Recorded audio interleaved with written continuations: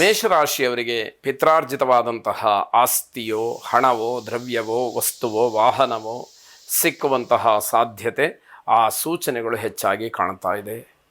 ಪಿತ್ರಾರ್ಜಿತವಾದಂತಹ ಆಸ್ತಿ ಲಭ್ಯವಾಗುತ್ತೆ ಅಂತ ಆದರೆ ಅದು ನಿಮಗೆ ಹಕ್ಕಿನ ರೀತಿಯಿಂದ ಬರಬೇಕಾದಂಥದ್ದು, ನ್ಯಾಯಸಮ್ಮತವಾಗಿ ಬರಬೇಕಾದಂಥದ್ದಾದರೂ ಕೂಡ ಅದಕ್ಕೆ ತನ್ನದೇ ಆದಂತಹ ಒಂದು ಸಮಯ, ಒಂದು ಯೋಗ ಅಂತ ಹೇಳಿ ಕೂಡಿ ಬರಬೇಕು. ಅಂತಹ ಉತ್ತಮವಾದಂತಹ ಸಮಯ ನಿಮಗೆ ಇವತ್ತಿದೆ ಅಂತ ಹೇಳುವಂಥದ್ದು. ಯೋಜನೆಗಳು ಯಶಸ್ವಿಯಾಗಿ ನಡೆಯುತ್ತೆ. ಅಂದರೆ ನೀವು ಏನು ಪ್ಲಾನನ್ನು ಮಾಡ್ಕೊಂಡಿರ್ತೀರಿ ಅವೆಲ್ಲವೂ ಕೂಡ ನೀವು ಅಂದುಕೊಂಡಂತಹ ರೀತಿಯಲ್ಲಿ ನಿಮ್ಮ ಪರವಾಗಿ ನಿಮಗೆ ಅನುಕೂಲಕರವಾಗಿ ಅವೆಲ್ಲವೂ ಕೂಡ ಸಿದ್ಧಿಸ್ತಕ್ಕಂಥದ್ದಾಗತ್ತೆ. ವಿದ್ಯಾರ್ಥಿಗಳಿಗೆ ಉತ್ತಮವಾದಂತಹ ಭವಿಷ್ಯ ಇದೆ ಅನ್ನುವಂಥದ್ದು ಗೊತ್ತಾಗುತ್ತೆ.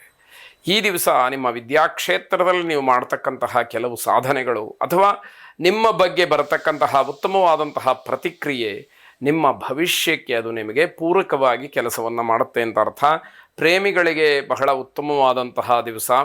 ನಿಮ್ಮ ನಿಷ್ಕಲ್ಮಶವಾದಂತಹ ಪ್ರೀತಿ ಪ್ರೇಮದ ವಿಚಾರವನ್ನು ನಿಮ್ಮ ಆತ್ಮೀಯರ ಜೊತೆಯಲ್ಲಿ, ಕುಟುಂಬದವರ ಜೊತೆಯಲ್ಲಿ ಹಂಚಿಕೊಳ್ಳೋದಕ್ಕೆ ಬಹಳ ಸೂಕ್ತವಾದಂತಹ ಸಮಯ ಅಂತ ಹೇಳಬೇಕು.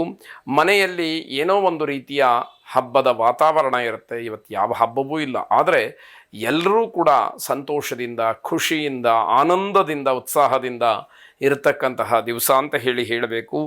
ಎಲ್ಲವೂ ಕೂಡ ಸಮೃದ್ಧವಾಗಿದೆ ಅನ್ನುವಂತಹ ಮನೋಭಾವದಲ್ಲಿರ್ತೀರಿ. ಅಂದರೆ ಆ ಒಂದು ಮನಸ್ತೃಪ್ತಿ ನಿಮಗೆ ಈ ದಿವಸ ಸಿಕ್ಕುವಂಥದ್ದು. ಯಾವಾಗ ನಮಗೆ ಏನು ನಮ್ಮ ಪಾಲಿಗೆ ಸಿಕ್ಕತ್ತೋ ಅದರಿಂದ ನಾವು ತೃಪ್ತಿಯನ್ನು ಹೊಂದಿಬಿಟ್ರೆ ಅದಕ್ಕಿಂತ ಶ್ರೀಮಂತಿಕೆ ಬೇರೆ ಇಲ್ಲ. ಎಲ್ಲವೂ ಇದ್ದು ಇನ್ನೂ ಬೇಕು, ಮತ್ತೂ ಬೇಕು, ನನ್ನ ಹತ್ರ ಏನೂ ಇಲ್ಲ ಅಂತ ಹೇಳಿ ಕೊರಗುವಂಥದ್ದು ಇದೆಯಲ್ಲ, ಅದಕ್ಕಿಂತ ದರಿದ್ರ ಮತ್ತೊಂದಿಲ್ಲ. ನಮಗೆ ಯಾವುದಿರುತ್ತೋ ಅದರಲ್ಲಿ ನಾವು ತೃಪ್ತಿಯನ್ನು ಪಡಬೇಕು. ಇಲ್ಲ ಅಂತ ಹೇಳುವಂಥದ್ದೇ ದಾರಿದ್ರ್ಯ ಅಲ್ವಾ? ಆ ರೀತಿ ಇದ್ದಾಗ ಅಂತಹ ಒಂದು ಸಂತೋಷ, ತೃಪ್ತಿ ನಿಮಗೆ ಇರುವಂಥದ್ದು. ಗಣಪತಿಯನ್ನು ವಿಶೇಷವಾಗಿ ಪ್ರಾರ್ಥನೆ ಮಾಡಿ, ಗಣಪತಿಯ ಅನುಗ್ರಹ ನಿಮ್ಮೆಲ್ಲ ಕಾರ್ಯಗಳಲ್ಲಿ ನಿರ್ವಿಘ್ನತೆಯನ್ನು ಅವನು ಉಂಟು ಮಾಡಲಿ. ಶುಭವಾಗಿ. ವೃಷಭ ರಾಶಿ, ಯಾವುದೇ ಕೆಲಸದ ಬಗ್ಗೆ ತಾತ್ಸಾರವನ್ನು ಮಾಡಬೇಡಿ. ಅಂದರೆ ನೀವು ತೋರಿಸ್ತಕ್ಕಂತಹ ಧೋರಣೆ ಅಥವಾ ತಾತ್ಸಾರ, ನನಗೆ ಅದು ಗೊತ್ತು, ಪರವಾಗಿಲ್ಲ, ಈ ರೀತಿ ಎಲ್ಲ ಭಾವನೆಗಳು ಅಲ್ಲಿ ಯಾವುದೇ ಕೆಲಸಕ್ಕೆ ಅನುಕೂಲಕ್ಕೆ ಬರುವುದಿಲ್ಲ. ಅದರಿಂದ ನಿಮಗೆ ಅನನುಕೂಲವೇ ಹೊರತು ಯಾವುದೇ ರೀತಿಯ ಒಳಿತು ಇರೋದಿಲ್ಲ.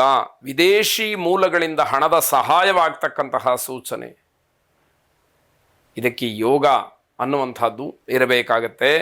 ಅತಿಯಾದಂತಹ ಉತ್ಸಾಹದಿಂದ ಕೆಲಸ ಕೆಟ್ಟು ಹೋಗುತ್ತೆ.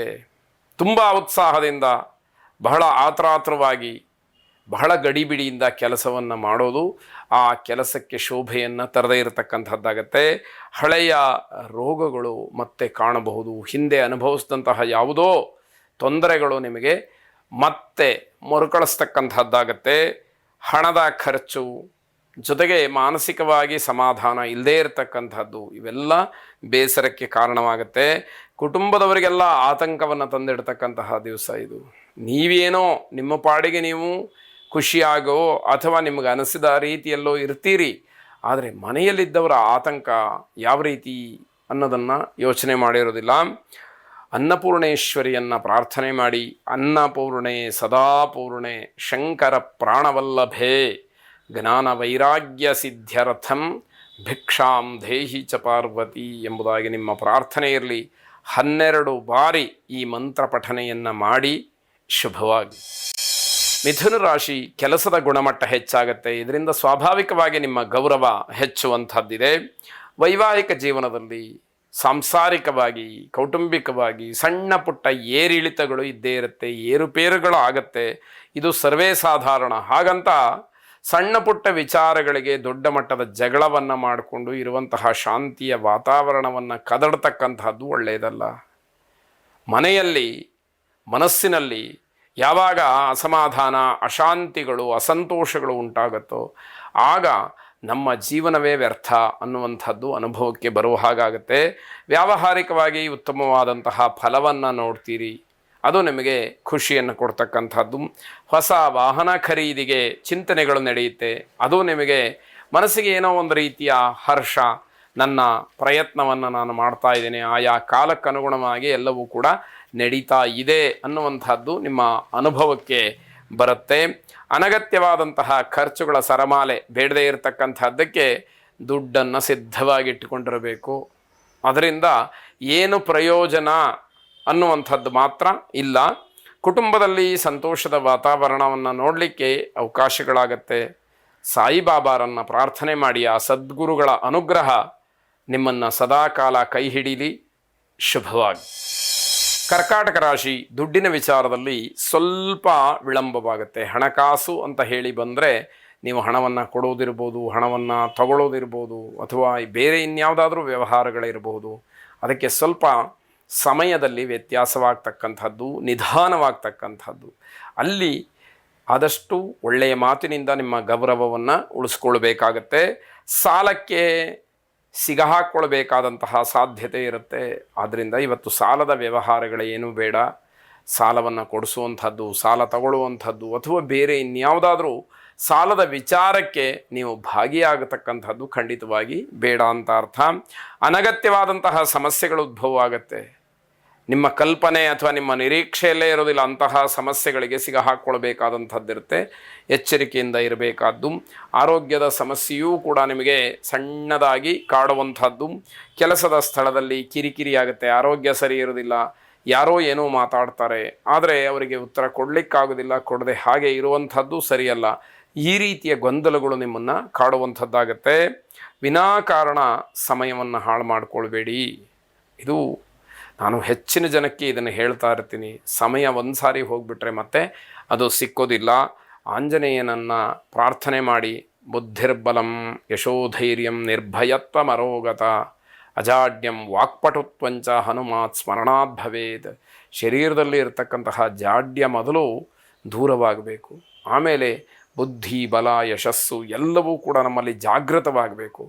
ಆಗ ಮಾತ್ರ ಸಾಧನೆಗೆ ಅವಕಾಶವಾಗತ್ತೆ. ಅಂತಹ ಆಂಜನೇಯ ನಿಮಗೆ ಎಲ್ಲವನ್ನೂ ಕೂಡ ಅನುಗ್ರಹ ಮಾಡಲಿ. ಶುಭವಾಗಿ. ಸಿಂಹರಾಶಿ, ಕಾರ್ಯಕ್ಷೇತ್ರದಲ್ಲಿ ಒಳ್ಳೆಯ ವಾತಾವರಣ ಇರತಕ್ಕಂಥದ್ದು. ದೊಡ್ಡ ದೊಡ್ಡ ಕೆಲಸಗಳನ್ನು, ದೊಡ್ಡ ನಿರ್ಧಾರಗಳನ್ನು ಮಾಡೋದಕ್ಕೆ ಅವಕಾಶಗಳಾಗತ್ತೆ. ಕುಟುಂಬ ಸದಸ್ಯರ ಆಸೆಗಳನ್ನು ಪೂರೈಸೋದಕ್ಕೆ ಅವಕಾಶಗಳಾಗತ್ತೆ. ಆ ಪ್ರಯತ್ನಗಳು ಹಿಂದೆ ನಡೆದಿದ್ದರೂ ಕೂಡ ದೊಡ್ಡ ಮಟ್ಟದಲ್ಲಿ ಅದು ಯಾವುದೂ ಕೂಡ ಪೂರ್ಣ ಆಗಿರೋದಿಲ್ಲ. ಅಂಥದ್ದಕ್ಕೆ ಈ ದಿವಸ ಅವಕಾಶ ಇರುವಂಥದ್ದು. ಬೆಲೆ ಬಾಳ್ತಕ್ಕಂತಹ ವಸ್ತುವನ್ನು ಖರೀದಿ ಮಾಡ್ತೀರಿ, ಅಥವಾ ಆ ವಸ್ತುವನ್ನು ಖರೀದಿ ಮಾಡೋದಕ್ಕೆ ಚಿಂತನೆಯನ್ನು ನಡೆಸ್ತೀರಿ, ಆ ಮಾತನ್ನು ಖಾತ್ರಿ ಮಾಡ್ಕೊಳ್ತೀರಿ ಅಂತಕ್ಕಂಥದ್ದು. ಮಕ್ಕಳ ಬಗ್ಗೆ ಹೆಚ್ಚು ಹೆಚ್ಚು ಗಮನವನ್ನು ಹರಿಸಬೇಕಾದಂಥದ್ದು. ಸಾಮಾಜಿಕವಾಗಿ ಜವಾಬ್ದಾರಿಗಳು ಹೆಚ್ಚಾಗ್ತಕ್ಕಂತಹ ದಿವಸ. ಸಮಾಜಮುಖಿಯಾಗಿ ಯಾವಾಗ ಕೆಲಸ ಮಾಡಬೇಕು ಅಂತ ಅಂದ್ಕೊಳ್ತೀರಿ, ಆಗ ನಿಮ್ಮ ಜವಾಬ್ದಾರಿಗಳು ಹೆಚ್ಚಾಗುವಂಥದ್ದು. ಸದ್ಗುರು ದತ್ತಾತ್ರೇಯರನ್ನು ವಿಶೇಷವಾಗಿ ಪ್ರಾರ್ಥನೆ ಮಾಡಿ, ಆ ಗುರುಗಳ ಅನುಗ್ರಹ, ಆ ಗುರುಗಳ ಒಂದು ಆಶೀರ್ವಾದ ನಿಮ್ಮ ಮೇಲೆ ಇರಲಿ, ಆ ಸದ್ಗುರುಗಳು ಸದಾಕಾಲ ನಿಮ್ಮನ್ನು ರಕ್ಷಣೆ ಮಾಡಲಿ ಅನ್ನುವಂಥದ್ದು. ವಿಶೇಷವಾಗಿ ಗುರುವಿನ ಸ್ತುತಿ, ಗುರುವಿನ ಸ್ತೋತ್ರವನ್ನು ಪಠನೆ ಮಾಡಬೇಕು.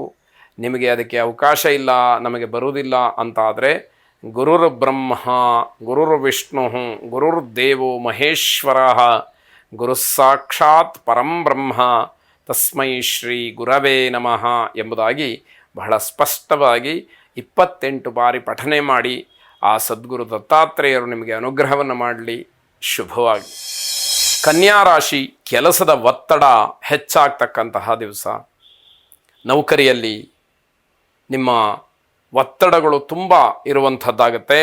ಹಳೆಯ ಜಗಳವಾಗಲಿ, ದ್ವೇಷವಾಗಲಿ ನಿಮ್ಮನ್ನು ಮತ್ತೆ ಮತ್ತೆ ಕಾಡುವಂಥದ್ದು. ಹಿಂದೆ ಯಾವತ್ತೋ ಏನೋ ಜಗಳ ಮಾಡ್ಕೊಂಡಿರ್ತೀರಿ, ಆ ದ್ವೇಷ ಸಾಧಿಸ್ತಾ ಇರತಕ್ಕಂಥವರು ಮತ್ತೆ ಮತ್ತೆ ಜಗಳವನ್ನು ತೆಗಿತಾ ಇರ್ತಾರೆ. ಮಾನಸಿಕವಾದಂತಹ ಕಿರಿಕಿರಿ ತಪ್ಪಿದ್ದಲ್ಲ ಅಂತ ಅರ್ಥ. ಮನೆಯವರ ಸಹಕಾರ ಇರುತ್ತೆ. ಆ ಧೈರ್ಯದ ಮೇಲೆ ನೀವು ಏನೋ ಒಂದಷ್ಟೆಲ್ಲ ಮಾತುಗಳನ್ನು ಅಥವಾ ಕೃತಿಗಳನ್ನು ಮಾಡ್ತೀರಿ ಎನ್ನುವಂಥದ್ದು. ಆದರೆ ಆ ದ್ವೇಷ ಶಾಶ್ವತವಾಗಿ ಉಳಿಯೋದಕ್ಕೆ ಅವಕಾಶವನ್ನು ಮಾಡಿಕೊಡಬೇಡಿ. ಪ್ರೇಮಿಗಳಿಗೆ ಉತ್ತಮವಾದಂತಹ ದಿವಸ. ಆರೋಗ್ಯದ ಬಗ್ಗೆ, ಅದರಲ್ಲೂ ಗಂಟಲು ನೋವಿನ ಬಗ್ಗೆ ಹೆಚ್ಚು ಗಮನವನ್ನು ಹರಿಸಬೇಕು. ಗಂಟಲಿಗೆ ಸಂಬಂಧಪಟ್ಟಂತಹ ಸಮಸ್ಯೆಗಳು ನಿಮ್ಮನ್ನು ತುಂಬ ಕಾಡುವಂಥದ್ದಿದೆ. ಹಣಕಾಸಿನ ವಿಚಾರದಲ್ಲಿ ಯಾವುದೇ ಕಾರಣಕ್ಕೂ ಕೂಡ ವಿವಾದಗಳನ್ನು ಮಾಡಿಕೊಳ್ಬೇಡಿ. ಒಂದು ವೇಳೆ ಆ ರೀತಿಯ ವಿವಾದಗಳು ಆಯಿತು ಅಂತಾದರೆ ನಿಮ್ಮ ಹಣ ನಿಮಗೆ ಸೇರಬೇಕಾದ್ರೆ ತೊಂದರೆ ಇದೆ, ಈ ಎಚ್ಚರಿಕೆ ಇರಲಿ ಎನ್ನುವಂಥದ್ದು. ಶಿವಪ್ರಾರ್ಥನೆಯನ್ನು, ಶಿವಾರಾಧನೆಯನ್ನು ಮಾಡಿ, ಶಿವಂ ಶಾಂತಂ ಜಗನ್ನಾಥಂ ಲೋಕಾನುಗ್ರಹಕಾರಿಣಂ ಶಿವಮೇಕಂ ಪರಂ ವಂದೇ ಶಿಕಾರಾಯ ನಮೋ ನಮಃ ಎಂಬುದಾಗಿ 11 ಬಾರಿ ಪಠನೆ ಮಾಡಿ ಆ ಶ್ಲೋಕ ಮಂತ್ರವನ್ನು ಜಪಿಸಿ ಶುಭವಾಗಿ. ತುಲಾರಾಶಿ, ಹಿಂದೆ ನಡೆದಂತಹ ವಿವಾದಿತ ವಿಚಾರಗಳು ಇತ್ಯರ್ಥವಾಗ್ತಕ್ಕಂತಹ ಸಮಯವಾಗಿದೆ. ರಾಜಕಾರಣಿಗಳಿಗೆ ಉತ್ತಮವಾದಂತಹ ಸಮಯ, ಉತ್ತಮವಾದಂತಹ ವಾತಾವರಣ ಸಿಕ್ಕುವಂಥದ್ದು. ಆತ್ಮವಿಶ್ವಾಸವನ್ನು ಹೆಚ್ಚು ಮಾಡಿಕೊಳ್ಳೋದಕ್ಕೆ ಅವಕಾಶಗಳಾಗತ್ತೆ, ಆದರೆ ಪ್ರಯತ್ನ ನಿಮ್ಮದಾಗಿರಬೇಕು. ವಿವಾಹ ವಿಚಾರ ಪ್ರಸ್ತಾಪಕ್ಕೆ ಬರ್ಬೋದು. ಅವಿವಾಹಿತರಿಗೆ ಶುಭ ಸೂಚನೆಗಳನ್ನು ಹೇಳ್ತಕ್ಕಂತಹ ಒಂದಷ್ಟು ಮಾತುಗಳು ಚರ್ಚೆಗೆ ಗ್ರಾಸವಾಗ್ತಕ್ಕಂಥದ್ದು. ಹಣದ ವಿಚಾರಕ್ಕಾಗಿ ಮನಸ್ತಾಪ ಆಗುತ್ತೆ. ಮನೆಯಲ್ಲಿ ಕಳ್ಳತನ ಆಗಬಹುದು, ಆ ಸೂಚನೆಗಳಿದೆ. ಸ್ವಲ್ಪ ಎಚ್ಚರಿಕೆಯನ್ನು ವಹಿಸಿ. ಯಾವುದೇ ಕಾರಣಕ್ಕೂ ಕೂಡ ತಾತ್ಸಾರವನ್ನು, ಬೇಜವಾಬ್ದಾರಿತನವನ್ನು ತೋರಿಸಬೇಡಿ. ಆಂಜನೇಯನನ್ನು ಪ್ರಾರ್ಥನೆ ಮಾಡಿ. ಮನೋಜವಂ ಮಾರುತ ತುಲ್ಯ ವೇಗಂ ಜಿತೇಂದ್ರಿಯಂ ಬುದ್ಧಿಮತಾಂ ವರಿಷ್ಠಂ ವಾತಾತ್ಮಜಂ ವಾನರ ಯೂಥ ಮುಖ್ಯಂ ಶ್ರೀರಾಮದೂತಂ ಶಿರಸಾ ನಮಾಮಿ ಎಂಬುದಾಗಿ ಪ್ರಾರ್ಥನೆ ಮಾಡಿ ಆಂಜನೇಯನ ಒಂದು ಕೃಪಾ ಕಟಾಕ್ಷಕ್ಕೆ ಪಾತ್ರರಾಗಿ ಶುಭವಾಗಿ. ವೃಶ್ಚಿಕ ರಾಶಿ, ಸಹೋದ್ಯೋಗಿಗಳಿಂದ ತೊಂದರೆಯಾಗ್ಬೋದು. ನಿಮ್ಮ ಜೊತೆಯಲ್ಲೇ ಕೆಲಸ ಮಾಡ್ತಕ್ಕಂಥವರಿಂದ ನಿಮಗೆ ಒಂದಷ್ಟು ಕಷ್ಟಗಳು ಸಂಭವಿಸಬಹುದು.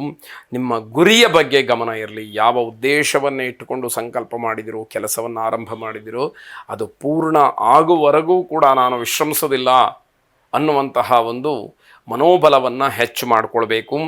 ಓದಿನ ಬಗ್ಗೆ ಇರತಕ್ಕಂತಹ ಗೊಂದಲಗಳು ದೂರವಾಗಲಿ. ವಿದ್ಯಾರ್ಥಿಗಳಿಗೆ ವಿಶೇಷವಾದಂತಹ ಸಲಹೆ, ಓದಿನ ಬಗ್ಗೆ ಯಾವ ಗೊಂದಲವನ್ನು ಮಾಡ್ಕೊಂಡಿದ್ದೀರಿ ಅದನ್ನು ಸರಿಪಡಿಸ್ಕೊಳ್ಬೇಕು. ಅದೇ ಗೊಂದಲದಲ್ಲಿ ಓದಿದರೆ ಓದಿದಂತಹ ಸಮಯವೂ ವ್ಯರ್ಥವಾಗುತ್ತೆ, ಪ್ರಯೋಜನವೂ ಕೂಡ ಆಗದೇ ಇರತಕ್ಕಂಥದ್ದು.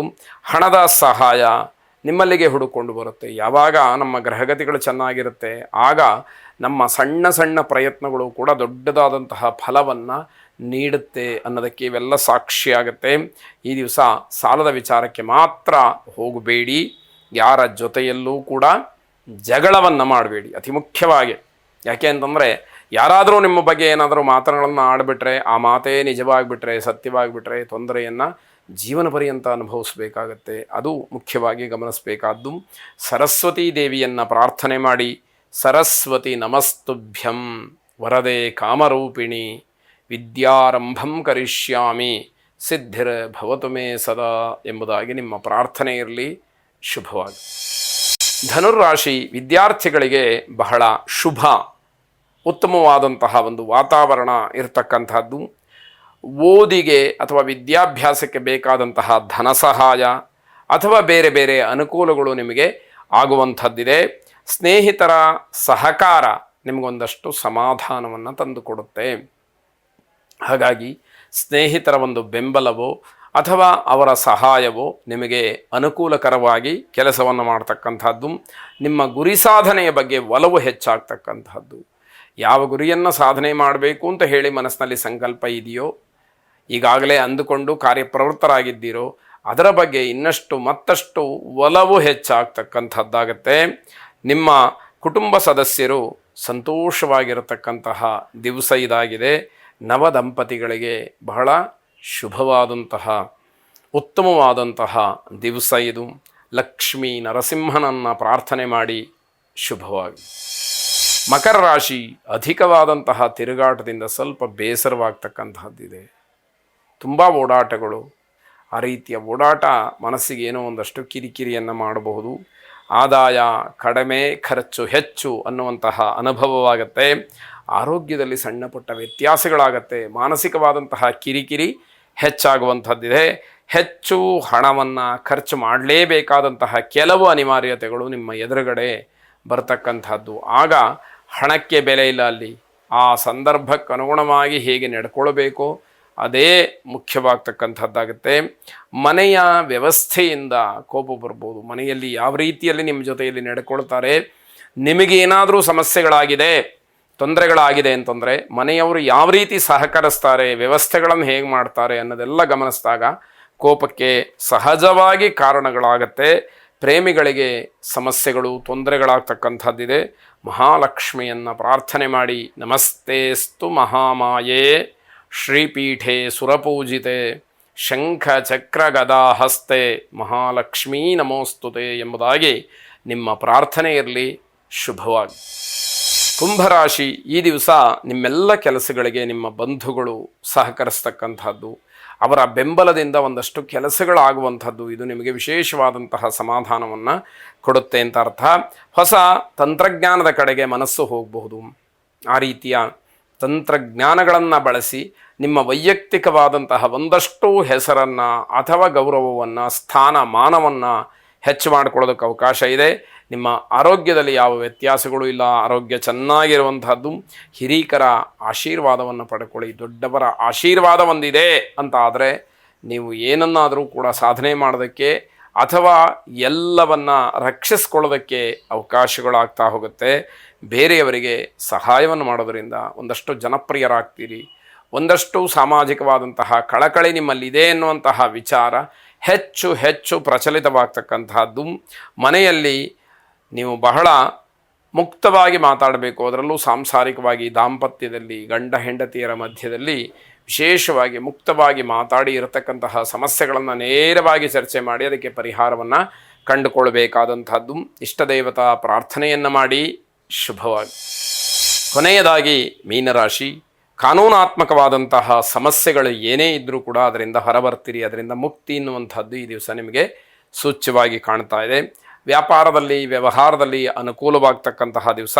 ಹಣದ ವಿಚಾರದಲ್ಲಿ ಮಾತ್ರ ಸ್ವಲ್ಪ ಸಮಾಧಾನ. ನೀವು ಅಂದುಕೊಂಡಷ್ಟರ ಮಟ್ಟಿಗೆ ಹಣ ನಿಮ್ಮ ಕೈಯಲ್ಲಿ ಸೇರದೇ ಇರತಕ್ಕಂಥದ್ದು ಬೇಸರಕ್ಕೆ ಕಾರಣವಿರುತ್ತೆ. ಮನೆಯಲ್ಲಿ ಸಂತೋಷ ಇರುತ್ತೆ. ಏನೋ ಬರಬೇಕಾದ್ದು ಒಂದಷ್ಟು ಬಂತಲ್ಲ, ಕೈಯಿಂದ ನಷ್ಟವಾಗಲಿಲ್ವಲ್ಲ ಅನ್ನುವಂತಹ ಸಮಾಧಾನ ಅಥವಾ ತೃಪ್ತಿ, ಆ ಸಂತೋಷ ಮನೆಯವರಲ್ಲಿ ಇರುತ್ತೆ. ಕೆಲಸ ಹಾಗೂ ವೃತ್ತಿಯಲ್ಲಿ ಪರಿಪೂರ್ಣವಾದಂತಹ ಸಹಕಾರ ಇದು ನಿಮಗೆ ಸಿಕ್ಕುವಂತಹದ್ದು. ಹೊಸ ಆಲೋಚನೆಗಳಿಂದ ಉತ್ತಮವಾದಂತಹ ದಿವಸ ಇದು. ಯಾಕೆ ಅಂತಂದರೆ ಮತ್ತೆ ಮತ್ತೆ ನಾವು ಏನು ಮಾಡಬೇಕು, ಯಾವ ರೀತಿಯಲ್ಲಿ ನಮ್ಮ ಕೆಲಸಗಳನ್ನೆಲ್ಲ ಮೇಲ್ದರ್ಜೆಗೆ ಏರಿಸಬೇಕು ಅನ್ನುವಂತಹ ಆಲೋಚನೆಗಳು ಬಂದಾಗ, ಆ ದಿಶೆಯಲ್ಲಿ ಪ್ರಯತ್ನಗಳನ್ನು ಪಟ್ಟಾಗ ಮನಸ್ಸಿಗೆ ಅದೊಂದು ರೀತಿಯ ತೃಪ್ತಿ. ಕುಲದೇವತಾ ಪ್ರಾರ್ಥನೆಯನ್ನು ಮಾಡಿ. ಶುಭವಾಗಿ.